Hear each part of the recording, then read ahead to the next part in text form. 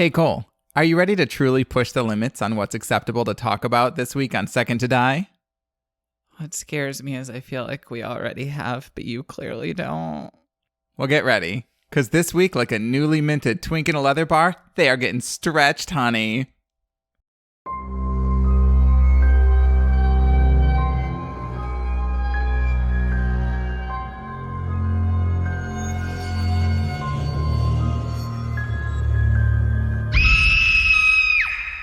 Jesus fucking Christ. Did you like that? Yes. Ugh. To be a newly minted twink in a leather bar. Welcome to Second to Die, a horror fiction podcast where we talk about lots of things. And sometimes horror. Sometimes horror. I'm Max. And I'm Cole. And sadly, I didn't go to my first leather bar until I was after 25, which is too old to be a twink anymore. Oh yeah, 25 is gay 40. Pretty much. 30 is gay dad. I have died. I'm like the ghost of Christmas past at this point. But you are post-gaysis, which is gay stasis, which is the years between 30 and 35 when you are no longer young. So you retreat into your chrysalis and then you metamorphose and you emerge at 35 as a daddy. Is that how that works? Yes, it is. I am currently in gaysis. Please stand by for the next 4 years. Yeah, I mean, I've been called daddy more than once, so I'm accepting of that. I will never call you daddy because I call my own father daddy with absolutely no irony, something that my therapist finds deeply hilarious. Yeah. I mean, I don't have kids or anything.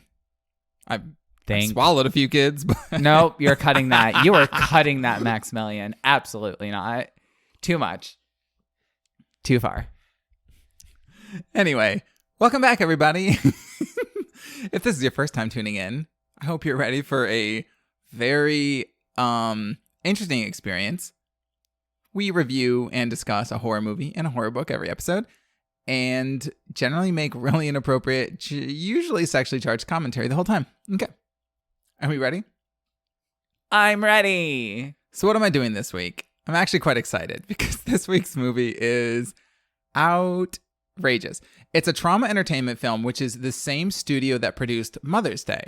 Okay, I thought trauma entertainment was a category for a minute, and I was like, that's problematic. No, trauma is not entertaining. Otherwise, my life would be hilarious. So, it's a film studio. I'll talk a little bit about it, but I'll just start off because I don't want to bury the lead too much. I'm talking about a film made in 1990, produced by Trauma Studios, called Frankenhooker. Oh, no. Oh, yes. Quick disclaimer, sex work is real work and should be respected. Anyway. We'll be talking a lot about that. It's a pivotal thing in this. So, this was directed by Frank Henenlotter. It was written by Robert Bob Martin and co-written as well by the director. It, like I said, is a trauma entertainment film. Trauma Entertainment was a production and distribution company. It was founded by Lloyd Kaufman and Michael Hertz in 1980. They are the ones who did Mother's Day, which was 1980. That was one of their first films, but not their first film. They originally started doing raunchy sex comedies and then transitioned into horror in 1985 when they did The Toxic Avenger. Wildly successful. Many people know it. And that main character is actually Trauma's official mascot. So if you've seen The Toxic Avenger or you've seen a mascot, you know what Trauma Films is. I don't mean you. I mean our listeners. I'm aware. So yeah, I mean, there's a lot to do with this studio, and I could probably do like a mini episode of that if I really wanted to, but I definitely don't have time to get into it now. But it's fascinating when you look it up. I mean, they made a film called Frankenhooker, but to tempt you a little more than that, they also made a movie in 1990 called, literally the title is, A Nymphoid Barbarian in Dinosaur Hell. This sounds like Chuck Tingle. It's very Chuck Tingle-y, yeah. I have definitely read some Chuck Tingle before with my sister and two of my friends. We just all got drunk and passed around my Kindle and read Chuck Tingle to each other. I've never really read much of it. I mean, I've seen like little preview snippets on Amazon, but it basically reads like any sort of like, honestly, it reads like slash fiction, except it's just all absolutely outrageous.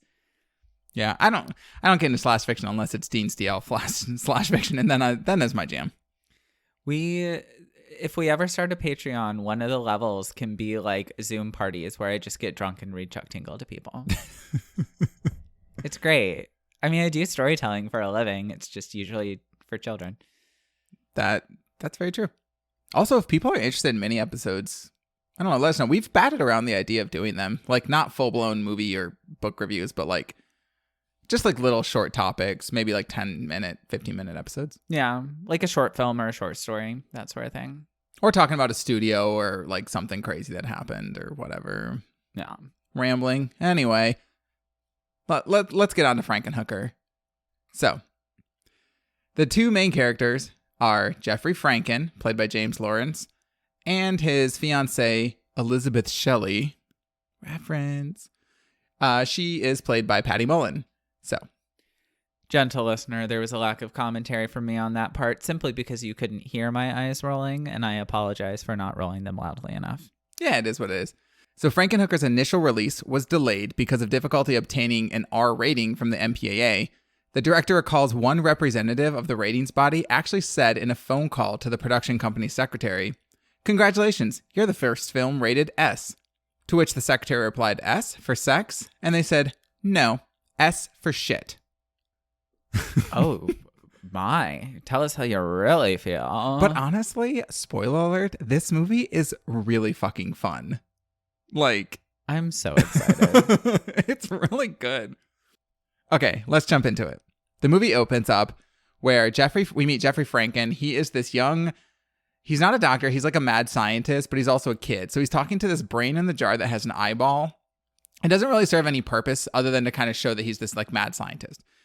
And it's in the middle of this birthday barbecue party for his fiance's father. His fiancée is Elizabeth. And this is definitely, well, I know for a fact from later on that it's in New Jersey. I knew it wasn't from the South because they're drinking Pepsi. Anyway. People in the South drink Pepsi. They're just Philistines. Yeah, I've literally never seen it. People get red for drinking Pepsi down here. So Elizabeth's mom comes up to her and basically tells her to go check on Jeffrey and make sure he's not acting too strange. And also takes the time to completely fat shame her by telling her to lay off the pretzels at the barbecue. Elizabeth is played by Patty Mullen. Patty Mullen is like a gorgeous, thin, like model actress, but they put her in what they describe in articles as a fat suit.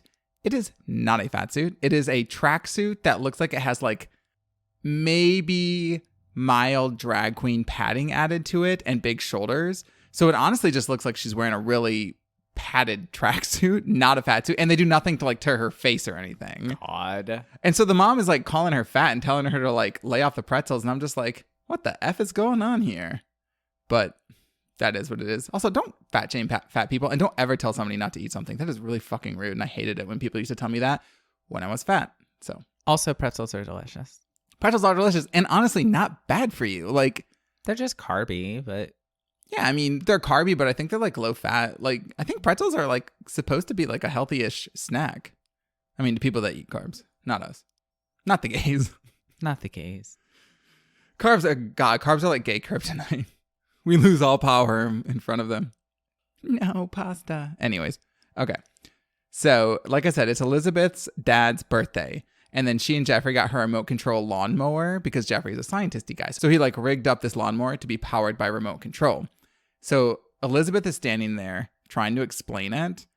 And she's like, and this button turns it on, and it turns on. And Jeffrey's like, well, you're going to want to move out of the way, honey. And she's like, and this button makes it go. And she hits it, and the lawnmower zooms and it runs her over.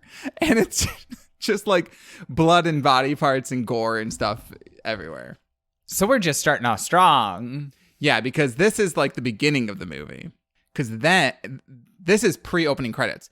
After this, we get opening credits. Oh my God. Yes. So, as you might imagine from the title, Frankenhooker, Jeffrey is planning on bringing his fiancée back to life because he misses her. And it's a coping mechanism. So, it's also funny because he has a recording of the news story of Elizabeth's death, and he pulls it out and watches it. And the only reason I mention it is because it's so weirdly campy and funny. The reporter refers to Elizabeth as a girthful fiancée. Oh, no. And then refers to her going through the lawnmower like a, quote, tossed salad. Jesus. Yeah. But then the whole point of that in the movie is to learn that some of Elizabeth's body parts, mainly including her head, are missing, which Jeffrey obviously has kept. Like you do. Yes. So very quickly, we see a scene where Jeffrey's having dinner with Elizabeth's severed head and talking about how there's a storm coming. He's very excited, but he needs to find extra body parts because she didn't have enough body parts to be like completely remade. So he's like, I know where I can find body parts. And so what does a guy do? He heads on down to New York City's Hoe Stroll. Oh, no. Oh, yes. No. Leave them alone. Yep. So he's going to go look for some girls, but he doesn't need one girl. He figures that he needs around 6 girls to recreate Elizabeth, which seems a bit greedy. That's excessive. Yes. He basically wants to find the perfect parts. So he's like, I need to find a bunch of girls. And how is he going to kill these girls to get their parts, you may ask? I didn't because I'm scared. Well, he's going to develop a form of super crack because he knows that prostitutes use crack that will kill them. Yes, you heard that right. Super crack. This is so problematic. Oh my God. And he tests out the super crack on his guinea pig by pumping crack smoke into its cage, which makes the guinea pig explode. Oh my God. This is a problem. This is such a problem. Oh my God. Okay. Before people send us emails, we're fully aware of the crack epidemic and how disgusting it is. Not like that it was basically done to Black communities, et cetera, et cetera. Anyway, I usually like to throw in disclaimers, but there's just so many necessary for this one. So just blanket disclaimer. I'm just going to say that. Holy shit. And for people who aren't aware, crack is literally just cocaine. Like, all of your friends that people know that do cocaine, crack is the exact same thing. It is charged exactly the same. It is just a cheaper cut form of it that's baked in an oven and cracked like rocks. How do I know this? Do I make crack? No, I don't. I'm a criminal defense attorney, people. I've seen crack. Thank you for clarifying. I was going to throw it in myself because it really just sounds like you know what you're doing. I know a staggering amount about drugs. It's always a really fun party favor until people are like, what the fuck? Or then so people are like, oh, this guy. Can I get some of that? Can I get 2 marijuanas, please? I would like 2 marijuanas. Yes. Okay. Anyways, so let's move on. We have a lot to cover. Kind of. It's not like this plot is super intricate. So Jeffrey goes and arranges a meeting with these girls who, they have a pimp whose name is Zorro, who is this like bodybuilder, beefy guy. Actually quite cute. But let me tell you, the one big problem with sex work right now being illegal is that pimps exist, because pimps are the real problem with sex work, not actual sex workers. So that's an aside. So basically Zorro arranges Jeffrey to like meet with like a bunch of these girls. And so they're in the room and he's like being kind of weird and stuff like that. And ultimately he decides that he can't go through with this. But the girls are like, you still have to pay us. So he like opens his bag to get the money out, but he also has the giant bag of super crack in it.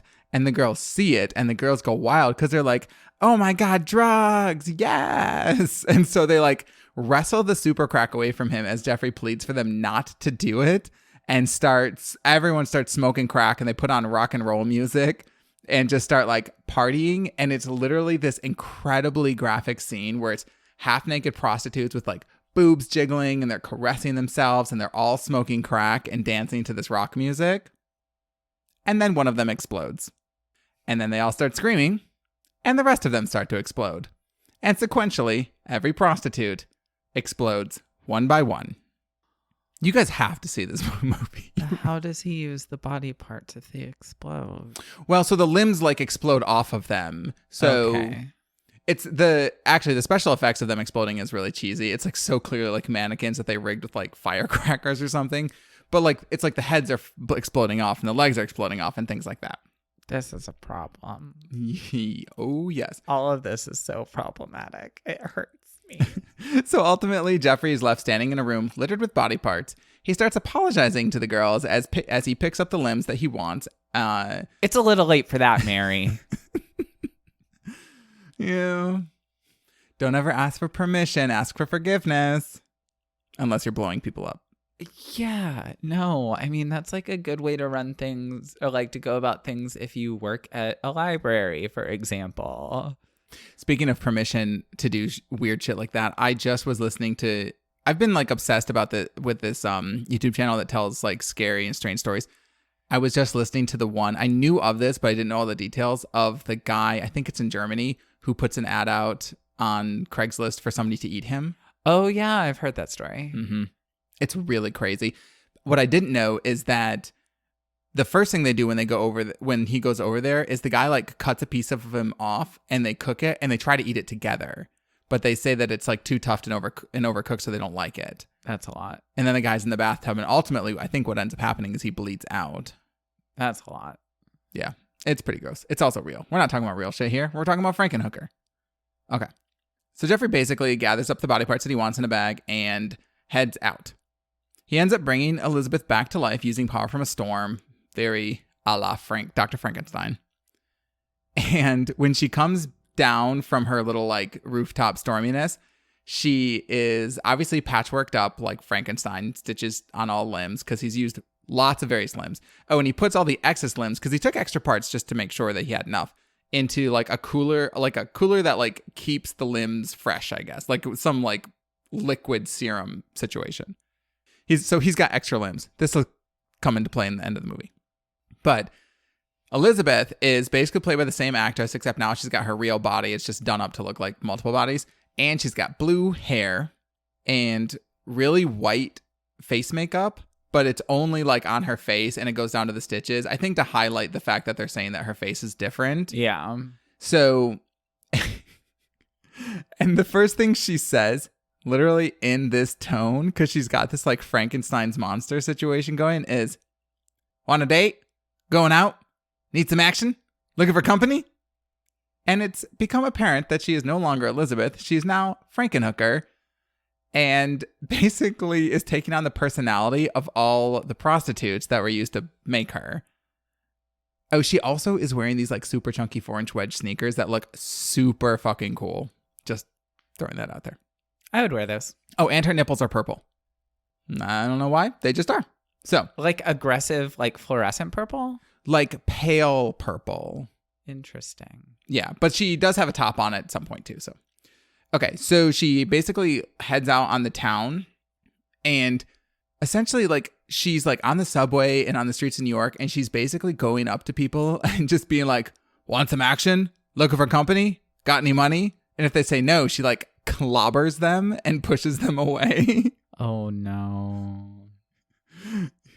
Yeah. She's also like randomly inserting lines that we heard from some of the other girls during the party about like Jeffrey and things like that. So ultimately she ends up finding a guy who is like, "Yeah, I want some fun." She brings him to a hotel room, takes him upstairs, fucks him, which causes him to explode. Then another guy on her way out kisses her, which also causes him to explode and his head to fly off. What? Mm-hmm. We're actually getting quite close to the end of this movie, believe it or not. So then she goes to a club and Zorro, the pimp from the other girls, is there. And she kind of like confronts him and so what ends up happening is her arm has a scar of a Z etched into it, which is what Zorro makes all of his girls get, which is like a brand, honestly, is not completely fiction. There are 100% pimps that do shit like that, which is why pimps are problematic. One of the reasons. One of many reasons. Yes. So he's like, "Who are you? Like, that's not your arm. That's my girl's arm." And she like throws him across the room. So he comes back and punches her head, which causes the stitches to come loose and her head to like hang backward off of like the back stitches. And all this electricity starts sparking and stuff. Jeffrey, who had been tracking her, shows up and basically like puts her head back on and like shuffles her out of the club and basically takes her back to his house lab. Zorro follows them, but Jeffrey like kind of fixes her head and puts like some more electricity into her, at which point she basically becomes Elizabeth's personality. So it's like 100% Elizabeth talking now. She kind of is at first amazed that he can bring people back to life, then realizes that her body parts are not hers and starts getting slightly upset, But Jeffrey is like professing his love to her and is like, no, it's going to be okay. I love you. This is what we want. This is what we want. Is it what you collectively want or what you, Jeffrey, want? Or can you not see the difference because you're a man? Well, the man always knows. Exactly. But as he's doing this, Zorro, who had followed him, sneaks up behind him and beheads him with a machete. Like you do. Mm-hmm. So he's then talking to Elizabeth and trying to draw out the other girls' personalities by tempting them with more crack. This is so problematic. I hate it so much. Mm-hmm. However, what the crack does is awakens the extra limbs. Remember when I mentioned those? That were in the vat of like goo in the cooler? The extra limbs start to animate at the side of the crack. And they knock the cooler over. They start to drag themselves across the floor. And in this like, I don't know what to call it, like primordial ooze liquid, they have combined into these mounds of like boobs and mouths and hands. It's very like body horror society-ish. And they crawl across the floor. They knock Zorro down and ultimately drag him into the cooler. And then the cooler shuts and we can only assume that Zorro is killed. Your face is priceless right now. What the fucking fuck? So then, our last scene. Elizabeth picks up Jeffrey's head and says she has an idea. So then we cut to a scene where we see Jeffrey come back to life using basically like the electricity sparks and then Jeffrey's eyes open and it zooms out and we realize that she has brought Jeffrey back to life using the spare prostitute parts, meaning he has a woman's body with like big purple nipples. His hands have these like large purple acrylic nails. And Jeffrey is like, what did you do to me? What did you do to me? He sees himself in the mirror. He's like, where's my Johnson? What's going on? And she basically looks at him and is like, I've brought you back. This is what we wanted, right? We can be together now. I love you. And then he screams, and that's the end. I love it. I love this is what we wanted, right? Yeah. Basically, she repeats the exact same lines that he was doing to her when she was like, I don't like that you brought me back with other people's parts. Yes, girl. This is the one part of the movie that I'm okay with. So that's the end of Frankenhooker. My final thoughts on this movie. This movie, I don't know if excellent is the right word for it, but it's pretty fucking good. It is so out there and so, I mean, it's very clearly like an exploitation film. And so I don't know. There was something about it that was so absurd and so campy that you can't almost not like it.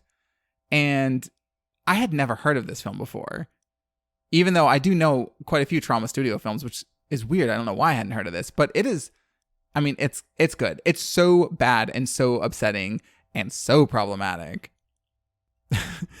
I don't know. The weird thing is it clearly has a negative portrayal of sex workers, but I don't know.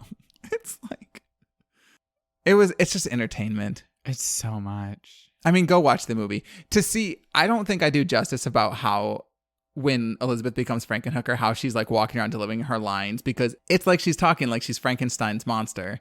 And like at one part in the bar, there's a bowl of pretzels, which we know Elizabeth loves. And so she picks up the bowl and she starts like shoving them in her mouth and she's like, pretzels, good. Jesus Christ. That is wild. So anyways, I'm not going to lie. This movie was so much better than Mother's Day, which I didn't even hate. I actually liked it. This one though, oh my God. Go watch Frankenhooker. Let us know what you think. Try to get over some of the problematic stuff. I mean, sometimes it almost seemed like it was so over the top it was satire, but for the fact that it's 1990, so it probably wasn't. But it seems like it was. Anyways, that's Frankenhooker. Now tell me what you're going to talk about. I really thought I was going to have you beat on crazy this week, but I don't think I do. Yikes. I feel like it should feel like no book this week. Tap out. Sorry. Not a contest. Can't do it. All right, Peaches. My script says, have I got a doozy for you today? But comparatively, who knows?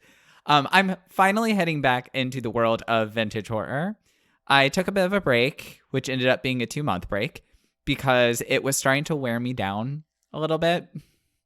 Not the horror aspect, because honestly, I've read much scarier things since. But it was hard reading just how horribly women were treated. I mean, honestly, yeah, that's just a theme in horror. Horror is not kind to a lot of women. It's awful. But anyway, I was just getting really tired of it. The lesson here, kids, is the patriarchy is exhausting and bad, and we should dismantle it. Anyway, without further ado, that is why this week I am telling you all about the 1982 pulp horror treat that is The Heirloom by Thomas Luke. Surprisingly, there isn't a lot of misogyny in this one, beyond the fact that the main character frequently refers to his wife as, quote, almost beautiful, and her face as, quote, just shy of pretty, which, the cheek, the nerve, the gall, the audacity, the gumption. Let me tell you, if you ever said that to me, I swear to God. Well, I would never say that because you are incredibly good looking. Oh, hush. But yeah, literally like every time the character walks into the room, it's like she had a concerned look on her just shy of pretty face. Yikes. Her almost beautiful blah, blah, blah. Also, her almost lovely breasts. Like, seriously. Also, everybody's beautiful. No joke. Except for Republicans. Just kidding. If you're a Republican, please keep listening to us. But don't talk to us. But seriously, rethink your politics. Anyways, continue. The cover is classic 80s. And by that, I mean, we don't know who did it. It's a boy in a striped shirt. It actually feels even more 80s because the striped shirt is very like Nightmare on Elm Street vibe. Yeah. That was in the 80s, right? Yes, it was. Okay. Just wanted to make sure I wasn't saying something that someone would be like, excuse me, actually, Nightmare on Elm Street was released December 30th, 1979, so it's actually 70s horror. Go fuck yourself with your 70s horror. Anyway, he's sitting in a chair that he's like sinking into, like becoming a part of the chair. The tagline at the top is great. It is, in a world of fine antiques, an ancient evil force waited until now. Which is deceptive. The Force was not waiting. You'll find out why.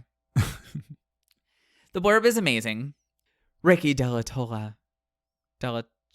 It's obviously Italian. I'm assuming Della Tolla.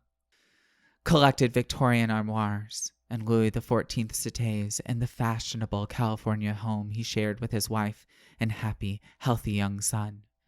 But when Ricky Della Tolla bought a carved mahogany chair, he unknowingly opened the door to hell itself.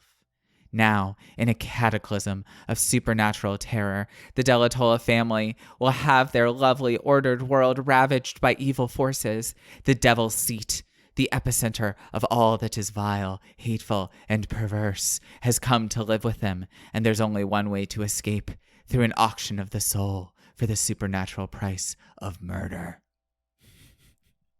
Also, Ricky collects antique settees and armoires. Ricky sounds a little bit like family to me. He's an antique dealer. That's not arguing his case. Anyway, continue. He makes passionate love to his almost beautiful wife at one point in the book. Oh boy. Actually talk about it because it's an interesting scene. There's also a tagline on the back of the book. I love when books do that. I love when, you get tagged on both ends. This one says, there is no rest from fear, no comfort from horror when you sit upon the heirloom. So it's about a cursed chair. Yeah, I guess that the cover makes sense from it. I'm so excited. All right, so let's go ahead and jump in. A man named Mr. Grant shows up at Rick's house. I'm just going to call him Rick. I don't know why, just Ricky. I don't want to do it. So Rick is an antique dealer, and this guy, Mr. Grant, he's like, I've got something really special for you. Just help me get it out of my van, which sounds like a good way to get kidnapped, but Rick is a full-grown man, so maybe. Can you help me move this couch? Oh, God. So Ricky is so bothered by how heavy it is. It's a solid mahogany chair. But he's a super tough man from the 80s, and he talks about a time that he carried a solid mahogany armoire all by himself, which is bullshit. Yeah, I mean, we literally own a solid wood armoire, and that thing weighs a bajillion pounds. Absolute bullshit. And he's like, I once carried an armoire by myself. And I'm like, lies and fairy tales. Anyway, eventually he gets the chair out. Like I said, it's solid mahogany with a black leather seat that is warm to the touch and seems to breathe. But Rick's like, that's not weird. The arms are carved to look like serpents, and the back Like the front of the back, that part of a chair has an actual name. It's in the book, but I didn't write it down. So like what would be against your back Right. is a face at the top. And then below that are carvings of bodies writhing in agony as they descend into hell. Sounds like a cool chair. And in case the imagery here is too subtle, this chair is of the devil.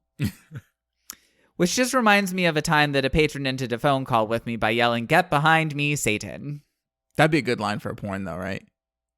Get behind me, Satan. Yeah. And then they're like, you get it? It was the same patron who, in the middle of her conversation with me, goes, "How do you feel after having sex with a man?" And I was like, you do not want me to answer that question truthfully, girl. Anyway. You're like, well, it depends on the man. Anyway, Rick is inside calling the supposed previous owners of the chair, because they live nearby, to see if this Mr. Grant is legit. And the woman who answers denies the existence of the chair. Wonder if she's lying.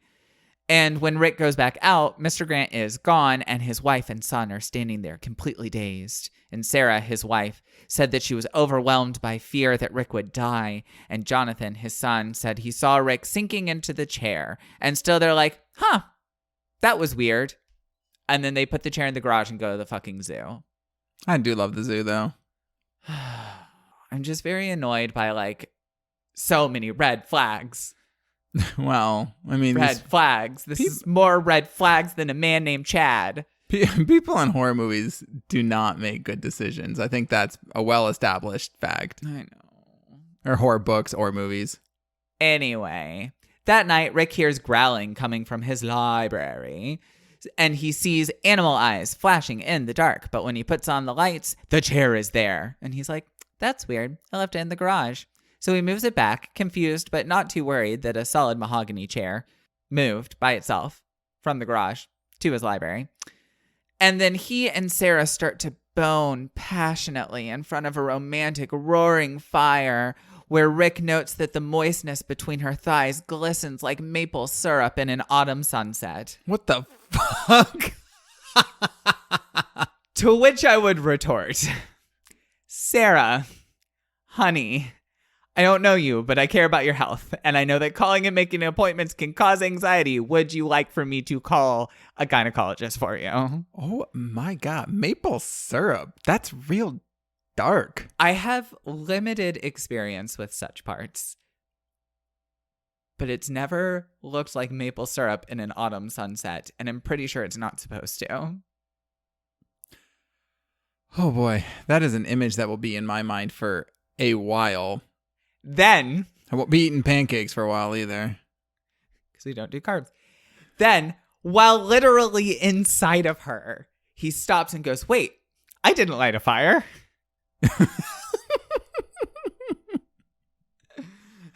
The fire lit itself. From the heat of their passion. No, because of Satan. Same thing. Potato. Oh, God. So he goes back to the library, and the chair is back. Watching them? No, they made love in the living room. Oh, okay. So the chair's back. So he calls Mr. Grant's office and is told that Mr. Grant is dead. Like he died in a car crash on the way back to the office. But he had left specific instructions to never take the chair back. So they throw it in a reservoir. The end. Wait, that's the end of the book? No, I'm just messing with you. So the next day, a customer named David, he's British, he is at the antique shop and he's interested in something unrelated that Rick is storing at the house. So they go back and the chair is back in the library. Again. I'm basically telling you the whole plot, by the way, in case people are wary of spoilers. This book's been out for 40 years. You've had time. Anyway, thankfully, the customer is willing to buy the chair. So they haul it out to the car. But just then, a howl comes from the backyard and the family dog comes around the house, clearly dying. A giant bug bursts from the stomach of the dog. The look on your face is great. And then crawls to the chair and like disappears in the seam where the leather meets the mahogany. And at that point, Rick has had it. Officially. So he takes an axe to the face of the chair, but there are no marks. And then Jonathan screams from inside of the house with a giant axe wound on his face. Oh. So David takes the chair And Rick, understandably, takes his bleeding son to the hospital. So Jonathan is in a coma, and Rick is wandering around, and he sees a little boy. And he thinks it might be Jonathan, even though, like, Jonathan's room is right behind him, and the boy did not walk past him, but whatever. But when he follows the boy to the laundry room, a little boy with the face of the chair is scuttling around on the ceiling. And it's like, the trilobite was my familiar. I will not leave until you accept what I offer. Doesn't actually offer anything. And Ricky is like, fuck you. And then the laundry room bursts into flames. So later on, Rick goes home to get some rest, leaving Sarah at the hospital in case Jonathan wakes up. And David shows up. And he had been on his way to ship the chair when he suddenly felt like his body was ripping apart, which is weird. Anyway, he pulls over, and when the feeling passed, he looks in the back of his car, and the chair is no longer there. It's not in the library yet, but they're pretty sure it's going to, show up at some point. They decide to go and visit the previous owners of the chair, the Jessups, who made their fortune producing guided missiles. Sadly, going there gives us pretty much nothing, but I needed to introduce the family because we'll come back to it. So, when they get back to the house, guess what? Yeah. The chair's in the library. Again. Also, the trilobite shows up while Rick is trying to go to sleep and bites him. So he grabs it, stabs it with a hot poker from the fireplace. I don't know why his fireplace was still burning when he was asleep. That's dangerous. Then takes it outside and sets it on fire. So at that point, Rick calls a priest to come and perform an exorcism. But the priest is like, no, this isn't demonic possession. You see, you've made a lot of money and you've gotten very complacent. And your complacency has caused a backup of psychic energy that's manifesting in reaction to the appearance of this chair. And that's what's really happening here. Sloth. What? Which doesn't seem like good priestly work to me, but hey, I didn't grow up Catholic, so what do I know? That seems very wrong. Also, there's actually a lot of red tape to get an exorcism. It has to be approved by the Vatican. Yeah. They don't do them that much anymore. The Catholic Church's gotten real boring lately. All they want to do is take away women's rights. Anyway. Yeah. Then the chair appears out of nowhere in the living room. Shock, shock, not the library for once. While the priest is talking, and the priest is like, oh, okay, maybe you do need help. But the chair is like, not in my backyard, utensils, and starts throwing the priest around the room with psychic power. Obviously, the chair didn't come to life. Before smashing him face first into the fireplace. Ooh. With a fire burning in it. The fireplace is the most interesting character in this book. Plays a big role. It really does. So David and Rick hide the body by driving it off a cliff in the priest's car. Wait. Okay. I mean, they just covered up that murder. Well, okay. Are you going to call the police and be like, my possessed chair killed my priest? Also, that is not going to work. A burned off face is not going to look like it died in a car wreck. Well, they drove it off a cliff and it fell and then blew up. It wasn't off a cliff into the ocean. Okay. That just seems like a really elaborate way to hide a body. Where is the body? Carol Baskin, seriously, where is it? Anyway, this is when we get backstory. There once was a man named William who was very successful, and he made a deal with the devil chair for his success, offering to sacrifice a soul. And that soul was the soul of his mistress, because women are property. Gross.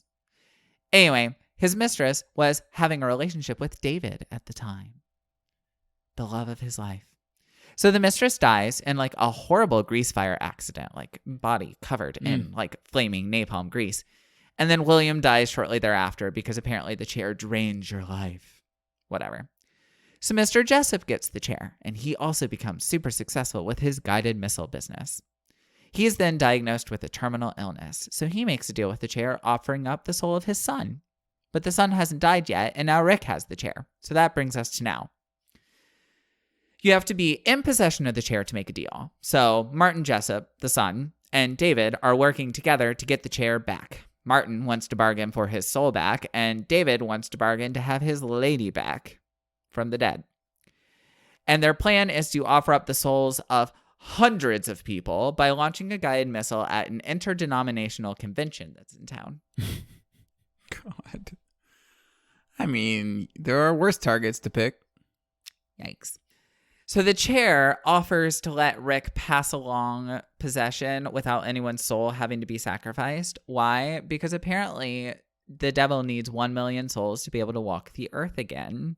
And having a whole convention of souls is much better than just one soul. So Rick gives up the chair. And when he goes to the hospital, Jonathan is waking up from his coma, but the voice of God tells Rick that Jonathan was safe the whole time because he's an innocent and is protected. So Rick hatches a plan. Okay. So Rick, Sarah, and Jonathan go to the Jessup house where there is a missile in their backyard that is being prepared for the launching. The devil is so excited about his souls that he's about to get that he starts to materialize in the chair. But that's when things get exciting because Jonathan sits in the chair, and because he's an innocent, the devil is fought back down into hell. And then Jonathan is given godlike powers, briefly, that can control the missile. And while he's doing this, Martin and David flee inside the Jessup house. Jonathan directs the missile at the house, which makes it blow up, and then Rick throws the chair into the flames. The end. Actually, the end. But why is that fire going to kill the chair? Because the devil was beaten back by Jonathan's innocence when he sat in it. That seemed very convenient. Yes. Yes, it was. We're not looking for complexity of plot here, Max. All in all, I'm going to give this 4 out of 5 trilobites on a hot poker. It was actually a lot of fun. It was wild enough to be entertaining without being too problematic, comparatively. My only knock is, with the exception of the cursed object being a chair specifically, I've read the whole, object that brings you luck but slowly kills you and requires a sacrifice, yada, yada, yada story a million times. Mm-hmm. So, but yeah, that's the heirloom. Seemed all right. I'm not too mad about it. If you were in the heirloom, would you be killed? I don't think I would. As you may have guessed from my description, I think the chair is very suspicious and probably never would have bought it in the first place. You, however, probably would have been, because when I described the chair to you, you were like, that sounds cool. That chair, I mean, it does kind of sound like something I would put in my house. It's a little heavy-handed, like the chair of Satan. Would you die...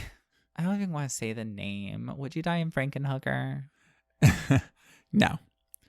Because as much of a hooker as I am, he only wants women's parts because he's sexist and not open-minded. So, no. I mean, the only people that die in it are literally the prostitutes who explode. And, well, him and the pimp. So, And the Johns. Oh, the Johns who have sex with her. Yeah. But I'm not sure that I would necessarily... I mean, she looks rough when she's, out there, trying to pick up Johns. She's got, big stitches on all of her parts. I don't think that I would necessarily want to get into that. So I'm going to go with a no. I would probably survive Frankenhooker. But I would totally be friends with her. She was really funny. God. Anyway, thank you so much for listening, folks. If you'd like to find us on social media, you can find us on Twitter and Instagram and Goodreads at Second to Die Pod. You can also email us questions, comments, concerns, secondtodiepod@gmail.com, or message us directly on Instagram. And remember, if you can't be first, you can always be second to die.